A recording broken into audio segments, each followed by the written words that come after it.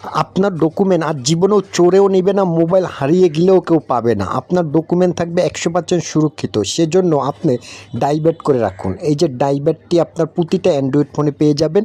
ডাইব্যাটটি open করে নেবেন। তারপরে ওপেন করার পরে এই যে দেখুন প্লাস আইকন, জাস্ট এই প্লাস আইকনের মতো এখানে টাচ করে দিবেন। তারপরে এখানে অনেক অপশন পাবেন, আপনি আপলোডে টাচ করে দিবেন।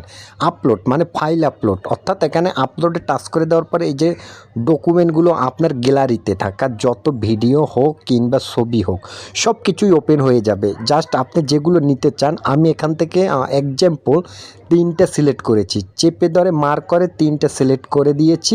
তারপরে নেক্সটে টাচ করার পরে এরকম ইন্টারফেসটি ওপেন হয়ে যাবে। আপনি এখানে যতগুলো জিমেল আছে, এই যে দেখুন আমার মোবাইলে টেম্পোরারি 3 থেকে 5টা জিমেল আছে, এগুলো শো করবে।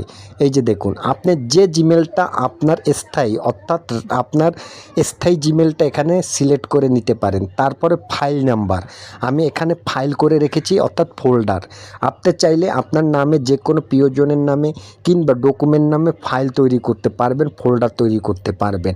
আপনাদের যদি ফোল্ডার তৈরি করার ভিডিও প্রয়োজন হয় আমাকে বলবেন। এখানে আপনি নিউ ফোল্ডারে টাচ করলেই ফোল্ডার তৈরি করতে পারবেন। তারপরে এই যে লক্ষ্য করে দেখুন আমি সবগুলো এখানে সিলেক্ট করে দিয়েছি, ফোল্ডার এবং জিমেল। তারপরে আপলোডের উপরে টাচ করে দিব।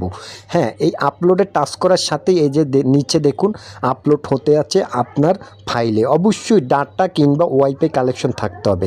আর এই জিমেলটা পাসওয়ার্ডটা আপনি যদি মনে রাখতে পারেন, আপনার জীবনে যে কোনো মোবাইল যে কোনো ল্যাপটপ থেকে জাস্ট এটি লগ ইন করে ফাইলগুলো বের করতে পারবেন। আশা করি ভিডিওটা ভালো লেগেছে।